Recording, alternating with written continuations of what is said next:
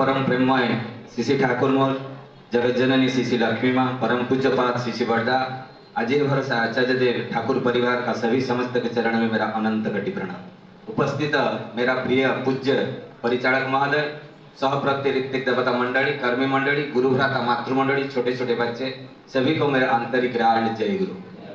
आज हम जानते हैं, क्योंकि मेरा हिंदी अच्छा नहीं होता है, आप भाव से समझने के लिए कोशिश कीजिएगा, क्योंकि मेरा थोड़ा मिस्टेक हो सकता है। तो ठाकुर जी जो अभी अभी विराजमान है, इनको जो प्रचेष्टा क्या है सत्संग का, जो बागबेड़ा का गुरु भाई सब है, मंडलदा है, अजित मंडल, उनका जो माँ लोग है, ज्यादातर अजित मंडलदा बोल रहे थे कि माँ लोग बहुत परिश्रम किए हैं, तो आचार्य देव का जो निर्देश है माँ लोग को पालन किए, वही अच्छा है। तो जो भी है, ठाकुर जी के एक बात बोलना चाहता हूँ, हम लोग यहाँ जितना भी बैठे हुए हैं, हम लोग सब अधम है, हम लोग अज्ञानी है। तो ठाकुर जी को पकड़ने के बाद हम लोग का जीवन में एक उन्नत धरण मानविक चिंता आया। तो हम कैसे गुरु को पकड़ने के बाद हम लोग का जीवन में परिवर्तन हुआ, एक उदाहरण देना चाहता हूं अनंत महाराज का। 5 क्लास पास, 6 क्लास पढ़ रहे थे, छोड़ दिए। तो एक दिन क्या हुआ, पावना यूनिवर्सिटी में एक लेटर आया कि शेक्सपियर विषय में आलोचना करने के लिए। तो वो केस्टोदा को मिला। केस्टोदा जब पढ़े, वहां लिखा हुआ था कि प्रेसिडेंट जाएगा वो बोलने के लिए शेक्सपियर के विषय में। तो जो प्रेसिडेंट तो थे केस्टोदा, तो इसीलिए उनका मन में थोड़ा उत्साह जागृत हुआ, जाकर ठाकुर जी को लेटर दिए। ठाकुर जी लेटर पढ़ लिए, पढ़ने के बाद रख दिए। 5 दिन के बाद जाएंगे केस्टोदा, उनका मन में लड्डू फूट रहा था। तो क्या हुआ, जब जाने वाले थे केस्टोदा, ठाकुर जी को पास गए, प्रणाम किए। प्रणाम करने के बाद बोले, ठाकुर जी लेटर में लिखा हुआ था कि प्रेसिडेंट जाने वाले हैं, क्योंकि वहां सब धर्मावलंबी बुलाया गया था, मुस्लिम, क्रिश्चियन, बौद्धिस्ट, साधु, सन्यासी, ज्ञानी, सब शेक्सपियर विषय में बोलेंगे, तो इसीलिए बुलाया गया था। तो ठाकुर जी बोले केस्टोदा को, मैं अनंत को बोल दिया। केस्टोदा बोले, अनंत महाराज, ठाकुर वो तो 5 क्लास पास, उसको तो अंग्रेजी आता ही नहीं है, वो कैसे शेक्सपियर विषय में बोलेगा। ठाकुर बोले कि हमने बोल दिया, हो जाएगा। केस्टोदा बोले, हम लोग नहीं जाएंगे उनके साथ, क्योंकि लज्जा अनुभव होगा ना, वो तो बोल नहीं पाएंगे शेक्सपियर विषय में। इसीलिए वो क्या थे, जे नहीं, हम लोग कोई आश्रम से नहीं जाएंगे। कोई भी नहीं गया अनंत महाराज के साथ। अनंत महाराज गए पावना यूनिवर्सिटी, वहां पर बहुत साधु सन्यासी, बड़े बड़े आदमी आए हुए थे। वहां शेक्सपियर विषय में आलोचना हुआ। लास्ट में अनंत महाराज उठे, शेक्सपियर विषय में बोले। बोलने के बाद प्रोफेसर बोल रहे हैं कि आप इतना सारे बात बोले, सब तो 5 मिनट कर बोले शेक्सपियर विषय में, आप आधा घंटा बोले। अब इतना सारे चीज मेरे को भी मालूम नहीं था, शायद एक किताब में भी नहीं होगा, आप इतना सारे चीज जाने कैसे। अनंत महाराज बोले से वो प्रिंसिपल को, जो प्रोफेसर को, कि मैं जिसको शेक्सपियर को पैदा किया, जिसको तैयार किया, उनका सानिध्य में है। आश्चर्य हो गए प्रोफेसर। आप सोच लीजिए, श्री ठाकुर पहले भी आ चुके थे, इसीलिए तो जुग जुग वो आते हैं, किसी लिए, हम लोग को बचाने के लिए। हम तो अधम है ना, हम लोग को सही रास्ता दिखाने के लिए श्री ठाकुर आए हुए हैं। गुरु ग्रहण आवश्यकता क्या है, हम लोग सब जानना चाहिए। ये गुरु परंपरा पहले से ही है, आज का दिन का गुरु परंपरा नहीं है। आज देखिए, जब रामचंद्र जन्म नहीं हुए थे, जब दशरथ, अजय, बड़ी, भागीरथी, ये लोग किसको पूजा करते थे? गुरु को।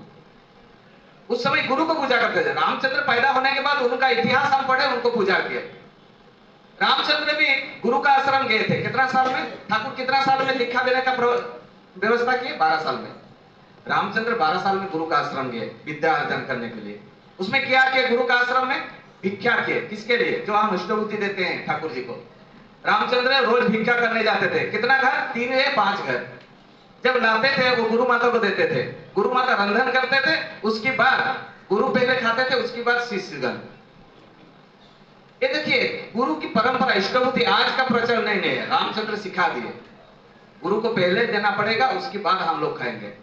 इस सृष्टि तो उनका ही है, विश्व ब्रह्मांड मालिक का, हर चीज उनको समर्पित करना पड़ेगा। ये जो हम लोग खाते हैं साग सब्जी, उसको भी हम लोग समर्पित करना पड़ेगा।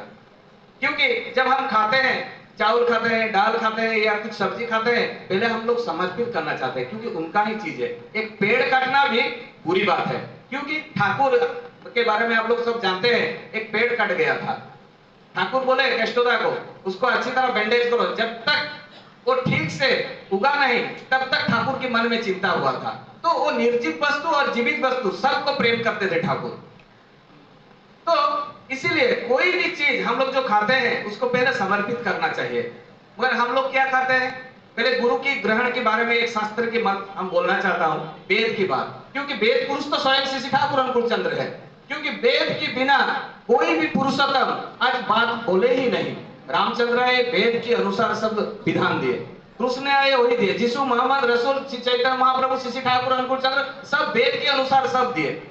तो वेद की गुरु ग्रहण की आवश्यकता। एक दिन क्या हुआ, शिव एक पार्वती बैठे हुए थे, पार्वती प्रश्न कर रहे हैं, ये आदमी लोग इतना अधम है, कितना देवादेवी पूजा करते हैं, इनको पता नहीं है इसको पूजा करने से 33 कटी देवादेवी पूजा पाएंगे। यही प्रश्न पार्वती शिव को किए। पार्वती को मालूम नहीं था, मालूम था, किसलिए पूछे, हम लोगों के लिए, लोगों प्रतिनिधि के लिए पार्वती प्रश्न किए शिव को। शिव जी ने कहा, हम लोग सब जानते हैं क्या कहा शिव जी ने, जो रूप वेद में लिखा हुआ है, क्या लिखा हुआ है, गुरु ब्रह्मा गुरु विष्णु गुरुदेव महेश्वर गुरु साक्षात परम ब्रह्म तस्मै श्री गुरुवे नमः। मगर हम लोग का भेजा में ढुकता नहीं है। रूप वेद में इतना सारे सुंदर चीज दिया हुआ है, मगर हम लोग मस्तिष्क में हम लोग का घुसता नहीं है। उसके बाद पार्वती पूछ रहे हैं, किसका मंत्र जप करेगा मनुष्य, वेद में क्या लिखा है, मंत्र मूल्यम गुरु वाक्यम, गुरु निर्देशित मंत्र सहित समान। उसका मतलब है गुरु निर्देश मंत्र सहित समान, जो गुरु बोलेंगे, जो श्री ठाकुर मंत्र दिए हुए हैं, आज का साधु सन्यासी भी वही मंत्र जप कर रहे हैं, राधा नाम जप कर रहे हैं ना। जब यूट्यूब आप खुलिएगा साधु सन्यासी वही राधा नाम जप करते हैं। अरे ठाकुर 2 वर्ड एक्स्ट्रा दे दिए हम लोग के लिए, कली युग के लिए। वो लोग जो दीक्षा नहीं लिया हुआ है उसको पता नहीं है। तो देखिए इधर उधर का कोई बात नहीं है, पूरा विधान के अनुसार श्री ठाकुर दिए हुए हैं। उसके बाद पार्वती प्रश्न कर रहे हैं, किसका पूजा करे, ये मनुष्य किसका पूजा करे, पूज्यम गुरु पादम, रूप वेद में लिखा हुआ है, किसका पूजा करे। हम लोग तो इतना सारे कांत बाड़ में और क्या तुलसी चौरा में भगवान का तस्वीर लगा देते हैं, सस्ता बना दिया भगवान को। हनुमान का तस्वीर घर के सामने लगा देते हैं, क्योंकि वो हम लोग का घर का चौकीदार है हनुमान, हम भगवान सोचते ही नहीं है हनुमान को। तो हम लोग देखिए गुरु को पकड़ने के बाद हम लोग क्या सीख मिलता है, हम लोग को यही तो सदाचार के बारे में हम लोग को सीख मिलता है, दिमाग मिलता है, परिवार को कैसे गठन करेंगे। पार्वती पुनर्वार प्रश्न कर रहे हैं, किसका तस्वीर पूजा करेगा। हम लोग चक्र फोटो पूजा करते हैं ना, उसके ठाकुर जी का फोटो है कि नहीं। तो रूप वेद में भी वही लिखा हुआ है, गुरु का तस्वीर को पूजा करने के लिए। उसके बाद लास्ट प्रश्न पूछे पार्वती, मख्य कैसे मिलेगा आदमी लोग को। ये तो कलिजुग का आदमी लोग जैसे काम कर रहे हैं उसको मख्य कैसे मिलेगा, मख्य मूल्यम गुरु कृपा, गुरु का कृपा होगा तो मख्य मिलेगा। कृपा कैसे मिलेगा, करे पावा, आचरण में करना है विधान को। जैसे रूल रेगुलेशन है गवर्नमेंट का, रास्ता का बाईं साइड में चलना है, हम लोग यदि बीच में चलेंगे एक्सीडेंट होकर मरेंगे, है कि नहीं। तो विधान क्या है ठाकुर जी, इसको हमको पहले जानना पड़ेगा। वो विधान को हम लोग जीवन चरित्र में पालन करना पड़ेगा। जब तक हम जीवन चरित्र में पालन नहीं करेंगे तब तक हम लोग का परिवार में शांति नहीं होगा। और हम लोग तो गलत चीज खाना खा रहे हैं, शास्त्र के अनुसार हम लोग सब गलत चीज खाना खा रहे हैं। आज बहुत सारे आदमी स्वस्थ नहीं लेने के लिए बहुत दूर भागते हैं। मेरे को टाइम बहुत कम दिया गया हुआ है, इसीलिए मैं स्पीड बोलने की कोशिश कर रहा हूं। मेरे को टारगेट है जब कुछ बात आपके कान में पहुंचाना चाहता हूं। ये देखिए शास्त्र में क्या लिखा हुआ है, जो मांस मछली खाते हैं उसके बारे में हम बोलना चाहता हूं। मनु संहिता में क्या लिखा हुआ है, जक्य रक्य पिशाचेन भक्षणम मांस सुरापान। मांस और सुरापान कौन खाता है, कौन खाता है, जक्य खाता है। और कौन खाता है, राक्षस खाता है। और कौन खाता है, पिशाच खाता है। हम लोग वो खाते हैं, है कि नहीं। हम लोग वही चीज खाते हैं। शास्त्र के अनुसार यदि हम लोग बात करेंगे, एक आदमी मरने के बाद हम 10 क्रिया करते हैं, 10 दिन तक हमको कोई छूता नहीं है। मुर्दर बोलते हैं एक आदमी को, एक प्राणी को। मनुष्य भी तो एक प्राणी है। और यदि कोई गाय मार देता है उसको गब्धिया बोला जाता है। वो बेग में एक रस्सी गिराता है और घूमता है, भीख मांगता है। जब तक गाय का अमाउंट नहीं मिलता है तब तक वो भीख मांगता है, उसके बाद प्रायश्चित होता है। मगर हम लोग क्या करते हैं, रोज सबको मुर्दार को खरीद कर लाकर केजी हिसाब से घर में कढ़ाई में रखते हैं, है कि नहीं। हम लोग का यही नेचर है। हम लोग सोचते नहीं, लेना ही नहीं चाहते हैं। हम लोग शास्त्र के अंदर घुसना नहीं चाहते, बचना ही नहीं चाहते हैं हम लोग शास्त्र में। आज साइंस के बारे में यदि बोलूंगा तो आप जानते हैं जो प्लेन चलाते हैं उनको 72 घंटा से पहले मना किया जाता है। क्या मना किया जाता है, प्याज लहसुन मत खाना। क्यों, वो लोग तो दीक्षा नहीं लिए हुए हैं। क्यों मना किया जाता है? क्योंकि जो काम स्वस्तिक हलदार 1 मिनट में करेगा, नन सत्संगी जो दीक्षा नहीं लिया हुआ है, नन सत्संगी तो नहीं बोला जाएगा, क्यों? जो दीक्षा नहीं लिया हुआ है उसको 3 या 4 मिनट लगेगा, क्योंकि रेसुन ब्रेन को गर्म कर देता है, इसीलिए बुद्धि भ्रष्ट हो जाता है। ये तो हम लोग को सोचना चाहिए। तो हम गलत काम कर रहे हैं। आज देखिएगा, हाथी का आयु कितना है? 72 साल। टाइगर का आयु कितना है? 25 साल। नेट में मारिएगा, आप देखिएगा। बाघ क्या खाता है? सिंह क्या खाता है? मांस खाता है ना। और हाथी क्या खाता है? साग सब्जी खाता है, पेड़ पौधा खाता है कि नहीं? उनका आयु कितना है? वो जो कोणार्क का मंदिर तैयार हुआ, शेर को लगाकर कोणार्क का मंदिर तैयार हुआ ना, हाथी को लगाकर? हाथी को। तो जो पत्थर, बड़ा बड़ा पत्थर था, वो कोणार्क का मंदिर जब तैयार हुआ ना, उसे जेसीबी नहीं था, उसी समय हाथी से उसको उठा कर लद कर उसको तैयार किया गया है, जगन्नाथ मंदिर या कोणार्क का मंदिर। बहुत सारे बोलते हैं कि मांस मछली में ताकत होता है। कैसे क्या ताकत होता है? तो हाथी का तो ज्यादा ताकत है, गाय का तो ज्यादा ताकत है, वो तो हल करता है। शेर को लगा दीजिए ना, जमीन खेती कर सकता है क्या? तो हम लोग का ये सोच गलत है। हम लोग स्वस्तिक लेना ही नहीं चाहते हैं। इसीलिए जब हम लोग स्वस्तिक लेंगे, तब जाकर हम लोग का अंदर में एक भाव आएगा, तब जाकर आपका शरीर मंदिर सदृश होगा। जब तक शरीर मंदिर नहीं होगा, भूत प्रेत पिशाच रहेंगे, क्योंकि ये तो शमशान हो गया ना, हड्डी रहता है। और शरीर को ठाकुर जी क्या बोले हैं? एक मंदिर बनाने के लिए। ठाकुर जी क्या बोले हैं? मंदिर बनाने के लिए। मंदिर कैसे बनेगा? जब तक आप सात्विक आहार नहीं करेंगे, तब जाकर मंदिर होगा ना। तब तक ये जो देवता है, प्रत्येक मनुष्य के शरीर में देवता वास करते हैं। कौन सा देवता है? पंचभूत है, पवन है, वायु है, देवता है, अग्नि है शरीर के अंदर, जल है, ये सब देवता है। हम लोग इसको अपवित्र कर दिया, इसीलिए तो हम लोग का किडनी का फेलियर हो जाता है, कैंसर होता है ज्यादा, इसीलिए तो होता है। सबका घर में किसी ना किसी प्रॉब्लम रहता है। जब तक ठाकुर जी का विधान जीवन चरित्र में आप लोग पालन नहीं कीजिएगा, तब तक आप लोग का कुछ भी नहीं होगा। आज यदि परनिंदा पर चर्चा करेंगे, सत्संग दीक्षा लेने के बाद हिंसा करेंगे, फाइट करेंगे, तो क्या होगा? और विकृति हो जाएगा। आप लोग का परिवार में विशृंखल हो जाएगा। कौन क्या करता है किसी को देखना नहीं है। हम लोग का आदर्श शिष्य ठाकुर है, नवीन आचार्य नहीं है। नवीन आचार्य 2 बार आपको बोल दिया, हो सकता है आपको अच्छा लगा होगा, मगर हम लोग का अनुसरण नवीन आचार्य नहीं है। हम लोग का अनुसरण शिष्य ठाकुर अनुकूल चंद्र है। जब तक आप लोग शिष्य ठाकुर को जीवंत नहीं सोचेंगे, तब तक आप लोग का जीवन में व्याघात होगा ही होगा। अब जब शिष्य ठाकुर को जीवंत सोचेंगे, मेरा घर का मालिक सोचेंगे, मेरा घर का मुखिया सोचेंगे, तब जाकर आप लोग का घर का उन्नति होगा। और एक बात बोलकर मेरा वक्तव्य खत्म करना चाहता हूँ। बहुत सारे आदमी लोग रहते हैं, दीक्षा लेने के बाद छोड़ देते हैं। उन लोग का मन में आता है कि ठाकुर को पकड़कर हम लोग कुछ मिला नहीं है, क्योंकि ठाकुर जी का विधान के अंदर वो लोग घुसे नहीं है। 2 भिखारी थे, वो रास्ता में जा रहे थे, जाने के टाइम में देखा इसे एक सत्संग हो रहा था। तो सत्संग में टाइम में क्या हुआ कि एक ऋतिक दादा प्रवचन दे रहे थे। प्रवचन में एक बात बोल दिए, जो शिष्य ठाकुर अनुकूल चंद्र का दीक्षा लेगा उसका सुख शांति होगा और सब धन संपत्ति उसका फुल हो जाएगा, इसे बोल दिए ऋतिक, 100% ऋतिक दादा। दोनों भिखारी सुन लिए। सुनने के बाद बोले, अरे हम लोग भी तो दीक्षा लेने से हम लोग का सुख शांति आएगा, तो हम लोग क्यों दीक्षा नहीं लेंगे? चलो पूछेंगे कौन बोल रहा था ये बात।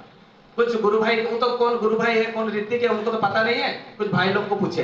पूछने के बाद वो बोले कि 100% ऋतिक दादा है, वो जाजन कर रहे थे। तो 100% ऋतिक दादा के साथ मुलाकात हुआ। पूछे कि दादा, शिष्य ठाकुर अनुकूल चंद्र जी का दीक्षा लेने से क्या हम लोग गरीब से धनी हो जाएंगे? और ऋतिक दादा बोले, आप लोग सुख शांति में रहेंगे, धनी का बात नहीं बोले, सुख शांति में रहेंगे। तो ये क्या सच बात है? ऋतिक दादा बोले 100% नहीं, 200% सच है। बोले ठीक है, हम लोग दीक्षा लेंगे। दीक्षा लेने के बाद ठाकुर जी का विधान बोले। किसको बोले? जो नया दीक्षा लेता है। हम लोग का जो अभी अब बात करना चाहते हैं, हम लोग बहुत सोचते हैं कि हम ठाकुर का काम कर रहे हैं। कोई भी ठाकुर का काम नहीं करे। ठाकुर का काम क्या है? ओनली मनुष्य को बचाना, जो डीपी वर्क, वही है ठाकुर का काम। बाकी जो हम नाम ध्यान करते हैं, इष्टभूति देते हैं, शब्दोनुज्ञा पढ़ते हैं, भजन कीर्तन करते हैं, खुद के लिए, खुद का शरीर के लिए। ये ठाकुर जी के लिए हम लोग नहीं करते हैं, हम लोग का शरीर के लिए, बचने बढ़ने के लिए करते हैं। तो ऋतिक दादा पहले क्या बोले? ब्रह्म मुहूर्त में उठना। ब्रह्म मुहूर्त में उठने के बाद नाम ध्यान करना। नाम ध्यान करने से क्या बेनिफिट होगा? अंदर में पिट्यूटरी और पिनाइल ग्लैंड रहता है। पिट्यूटरी ग्लैंड में मेलाटोनिन खेरित होता है, और पिनाइल ग्लैंड में मेलाटोनिन खेरित होता है, और पिट्यूटरी ग्लैंड में 9 प्रकार का रस खरीद होता है। वो कहां से आता है? जो हम खाना खाते हैं ना, उससे आता है। और हम लोग को शरीर को सुस्त सबल दिमाग और बुद्धिमत करता है वही रस। वो कितना बजे खेरित होता है? रात में। जब हम लोग सुबह और शाम को नाम ध्यान करेंगे तो खेरित होगा। इसीलिए जैसे 40 साल के बाद वो रस खेरित कम हो जाता है। हम लोग का क्या होता है? आंखी का पावर कम हो जाता है। क्यों होता है? क्योंकि हम लोग को 40 से पकड़ गया। जो नाम ध्यान ठीक ठीक से करता है उसका आंख का पावर कम नहीं होगा। तो कितना बेनिफिट है, बहुत सारे बेनिफिट है, शॉर्ट में मैं बोलना चाहता हूं। उसके बाद क्या करना है? उसके बाद हम लोग को प्रणाम करना है। प्रणाम का मंत्र हम सब जानते हैं, हम ब्रह्म परब्रह्म पुरोमाणिक राज समित दयानंद चरण कड़कड़ प्रणाम। प्रणाम करने के बाद हम लोग को सत्यानुज्ञा पाठ करना है। सत्यानुज्ञा जो रिपु का कंट्रोल करता है। रोज हम लोग को प्रतिज्ञा करना पड़ेगा, मुंह कृति मुंह मानी। क्यों करना पड़ेगा? कभी ना कभी तो हम लोग का क्रोध कम हो जाएगा। किसी ना किसी दिन हम लोग का चरित्र जो 6 रिपु कंट्रोल हो सकता है, पूरा तो नहीं हो सकता है, कुछ तो कंट्रोल होगा। इसीलिए हम लोग को प्रत्येक दिन में 3 बार करना चाहिए सत्यानुज्ञा पाठ। हम लोग 1 बार कर रहे हैं। उसके बाद क्या करना है? सत्यानुज्ञा की पाठ करने के बाद उसके बाद हम लोग का इष्टवृत्ति। इष्टवृत्ति हम लोग सब जानते हैं 5 महायज्ञ है। क्या यज्ञ है? देव यज्ञ, ऋषि यज्ञ, पितृ मातृ यज्ञ, भू यज्ञ और नृ यज्ञ। ऋषि यज्ञ क्या है? जो मेरा जो गोत्र है अत्रेय गोत्र है, मैं ब्राह्मण हूं तो मेरा अत्रेय ऋषि है। जो हम जो इष्टवृत्ति देते हैं वो लोग पाते हैं। ये जो विश्व ब्रह्मांड में जो है ये गाय से कीट पतंग से आराम कर सब पाते हैं गुरु को देने से। तो इसलिए मेरा गुरु मेरे ऋषि यज्ञ हम करते हैं। और क्या है? देव यज्ञ। देव यज्ञ क्या है? देव यज्ञ होम यज्ञ करते हैं। जैसे हम लकड़ी डालते हैं, घी डालते हैं और मंत्र पाठ करते हैं, वो देव यज्ञ है। तो सब देवता मिल जाता है, उनको मिल जाता है जो गुरु को देने के बाद। उसके बाद क्या होता है? पितृ मातृ यज्ञ। हम लोग 1 साल में श्राद्ध करते हैं, मगर हम लोग इष्टवृत्ति के माध्यम से हम 3 पुरुष तक रोज हम दे रहे हैं, मातृ को और पितृ को। मेरा पिता, उनके पिता, उनके पिता, इष्टवृत्ति के माध्यम से वो लोग भी पा रहे हैं। उसके बाद क्या है? मातृ पितृ यज्ञ, भू यज्ञ। भू यज्ञ के गाय गरु छेड़ी मेंढा जो पेड़ पौधा ये सब है उनको भी मिल जाता है। और नृ यज्ञ, नृ यज्ञ का मतलब क्या है? अतिथि देव भव। हम लोग का घर यदि एक भिखारी भी आएगा उसको अतिथि सजना पड़ेगा। ताले इष्टवृत्ति में हम लोग 5 महायज्ञ कर रहे हैं। इष्टवृत्ति देने के बाद हम लोग को क्या करना पड़ेगा? प्रार्थना करने से क्या बेनिफिट होगा? प्रार्थना करने से हम लोग को क्या होगा? ये जो ताली मारते हैं ना, ये जो सिरा प्रसिरा शरीर के साथ कनेक्शन है, पूरा शरीर के साथ, हम लोग का स्नायु एक्टिव होगा। देखिए कितना बेनिफिट है। ठाकुर जो विधान दिए हैं मेरे लिए दिए हैं और किसी के लिए नहीं है कि नहीं? सब आदमी के लिए है। हम लोग करते नहीं है। प्रार्थना करने के बाद वाणी पाठ, आध्यात्मिक किताब पढ़ना है। सत्यानुसरण नारी नीति जैसे है घर में पढ़ना है। क्यों? जब समस्या होगा, सत्यानुसरण जो गीता बोलते हैं हम लोग, खोलकर देखिएगा आपका समस्या का समाधान हो जाएगा। उसको रोज पढ़ना चाहिए। उसके बाद क्या करना चाहिए? गुरुजन को प्रणाम करना चाहिए। क्यों प्रणाम करना चाहिए? प्रेम भाव आएगा। पिता पुत्र के लिए संपर्क खराब होगा, स्वामी स्त्री का संपर्क खराब होगा, तो जो ज्येष्ठ है उसको यदि हम लोग प्रणाम करेंगे तो क्या होगा? हम लोग का अंदर प्रेम सृष्टि होगा। उसके बाद क्या करना है? जब प्रणाम करने के बाद फलपूरी पत्र खाना है। ये 40 प्रकार रक्त की बीमारी का उपशम है। उसके बाद क्या करना है? उसके बाद एक्सरसाइज, शवासन। देखिए इतना ऋतिक दादा वो 2 भिखारी को बता दिया। बताने के बाद भिखारी चले गए। 5 साल के बाद किए, पूरा ठीक किए, भूल ही नहीं हुआ उनका। करने के बाद सोचे जो पुरुष भिखारी बोल रहा है 5 साल तो हम दीक्षा लेकर कुछ भी हम लोग का उन्नति नहीं हुआ है, ये सब संस्था जो है पैसा का धंधा वाला संस्था है, ये सब छोड़ देंगे, ठाकुर जी के पास जाएंगे, सब पैसा लेकर चले आएंगे। पुरुष स्वामी ने बोला, ये इसका वाइफ को बोले ठीक है चलो सुबह लिख रहे। ठाकुर तो अंतर्जामी है, उस समय तो कंप्यूटर का सिस्टम नहीं था। उस समय क्या किए? परम पूज्य पाद श्री बड़दा को बोले कि ये आदमी लोग का दोनों का जो इष्टवृत्ति है हिसाब कर मेरे पास ले आओ। परम पूज्य पाद के रजिस्टर के हिसाब से सब चेक करते सब लिस्ट बनाकर पूरा एक मैंने कपड़ा में बांध कर श्री ठाकुर जी के पास लाकर रख दिया। दूसरा दिन जब सुबह हुआ वो लोग दोनों पहुंच गए, भिखारी दोनों प्रणाम किए ठाकुर जी को। ठाकुर जी तुरंत दे दिए वो पैसा से। जब दे दिए, मां भिखारी बोल रहे कि अरे इस ठाकुर अंतर्जामी हो सकते हैं क्योंकि हम लोग तो कुछ मांगा ही नहीं, ये सब इष्टवृत्ति हम लोग को दे दिए। तो पुरुष भिखारी बोल रहे कि दे तो दिए, क्या हुआ? हम लोग का कुछ उन्नति नहीं हुआ है, ये सब फ्रॉड संस्था है, हम लोग का क्या हुआ? चलो हम लोग चलेंगे। उठकर चलने लगे। उसी समय ठाकुर बोले कि मेरा एक बात मानिएगा। ठीक है लास्ट टाइम तो बात मान लेंगे। ठाकुर जी बोले एक कुत्ता को मैंने 3 कुत्ता को बिस्कुट खिलाकर तुम चले जाना। तो क्या हुआ? वो खरीदे, 3 बिस्कुट पकड़ खरीदे और 3 कुत्ता को खिला दिया। खिलाने के बाद 3 कुत्ता मर गए। गांव वाला को पता चल गया, जो पॉइजन दे देकर मार रहे हैं इसीलिए उनको मारने के लिए दौड़ा है। तो वो दिन प्राण बचाने के लिए आश्रम में घुस गए ठाकुर जी के पास। ठाकुर जी को बोले हम लोग को बचा लीजिए, नहीं तो गांव वाला हमको मार देंगे। तो क्या हुआ, नहीं आप बोले थे बिस्कुट खिलाने के लिए कुत्ता को, कुत्ता मगर मर गया। तो ठाकुर कुत्ता क्यों मरा मेरे को आप बताइए, हम तो पॉइजन नहीं मिलाया था वो बिस्कुट में, कुत्ता क्यों मरा। तो जब एक प्रश्न हुआ तो उसी समय बोले ठाकुर जी कि मेरे को तो पता नहीं है कुत्ता क्यों मरा, मगर तुम जो इष्टभूति देते हो रोज, उसमें तुम्हारा ग्रह दस दुख विपत्ति है, वो इष्ट के पास समर्पित कर दिया था। तुम्हारा दुख विपत्ति ग्रह दस, वो जो ग्रह दस था वो तुम ले लिया मेरे से, लेकर कुत्ता को दे दिया। कुत्ता संभाल नहीं पाया इसीलिए मर गया। नहीं ठाकुर ठीक है, मेरा ग्रह दस इष्टबुद्धि में खंडन होता है ये भी समझ गया, और ग्रह दस होता ही है इष्टबुद्धि में खंडन, मगर हम लोग को तो कुछ उन्नति नहीं हुआ। ठाकुर जी बोल रहे हैं पूर्व जन्म का कर्म फल जब तक आपका खंडन नहीं होगा तब तक आपका उन्नति नहीं होगा। कैसे उन्नति नहीं हुआ, जब तुम दीक्षा नहीं लिए थे तुम्हारा अवस्था क्या था।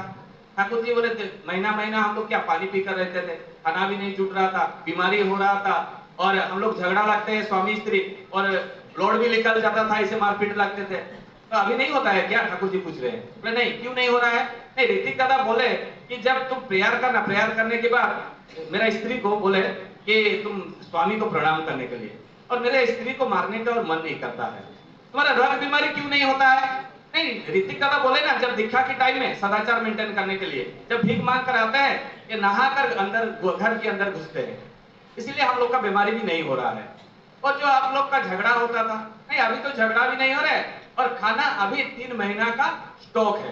तो इतना तुम्हारा डेवलप हो गया, तब भी तुम सोच नहीं रहे कि इतना डेवलप होने के बावजूद तुम बोल रहे हो कि तुम्हारा उन्नति नहीं हुआ। पूर्व का जन्म का कर्मफल कर्म के अनुसार खंडन होता है। पाप गंगा में नहाने से खत्म हो सकता है, मगर कर्मफल खंडन नहीं होगा। कैसे कर्मफल खंडन नहीं होगा, आप जानते हैं देवकी के बारे में, जब स्वयं विष्णु को प्रश्न कर रहे थे जे क्या किए, जे तू तो मेरा बेटा है, तू तो भगवान है, स्वयं पुरुषोत्तम है, तू विश्व ब्रह्मांड का मालिक है, मगर मैं जो 14 साल कारागार में रहा, तुम्हारा मन में थोड़ा प्रेम नहीं आया। स्वयं विष्णु नारायण कितना सुंदर बात बोल रहे हैं। क्या बोले कि जब तुम कैकेयी थे उसी समय तुम मेरे को 14 साल वनवास भेजे थे। कर्मफल देखिए, 14 साल वनवास भेजे थे, वही कर्मफल आज जेल के अंदर तुमको भोगना पड़ रहा है। कर्मफल कर्म से, भगवान उनके साथ थे तब भी कर्मफल खंडन नहीं किया। राम तो थे ना कैकेयी के साथ, स्वयं विष्णु नारायण श्री कृष्ण तो थे ना, थे तो तब भी उनका कर्मफल खंडन नहीं हुआ। कर्मफल कर्म के अनुसार, तो हम लोग का कर्म ठीक से ही होना चाहिए। हम लोग कहीं कहीं पूजा पाठ कर लिए या गंगा में स्नान कर दिए, हम लोग का कर्मफल खंडन नहीं होगा। कब कर्मफल खंडन होगा, जब हम ठाकुर का विधान पालन करें, निज जीवन चरित्र में करेंगे। जब तक जब जीवन चरित्र में नहीं करेंगे तब तक हम लोग का उन्नति ही नहीं होगा। उन्नति के लिए हम लोग विधान को पालन करना पड़ेगा। तो यहाँ जो उपस्थित है, मेरा फैमिली भी यहाँ है, दीपाली मिश्र माँ है, और स्वागत दास का माँ जो है मेरा फैमिली है, और अजीत मंडल दा तो जो आज मेरे को बुलाए हैं, तो मैं उनको धन्यवाद देना चाहता हूँ। और यहाँ जो बैठे हुए हैं सबका श्री ठाकुर के चरण में पंच महाजीवन इष्टीभूत हो, सब शांति स्वस्थ निरामय जीवन यापन करें। सबके ठाकुर के लिए पास में मैं प्रार्थना करना चाहता हूँ। यदि हिंदी में कोई गलती है क्षमा कर दीजिएगा। जय गुरु।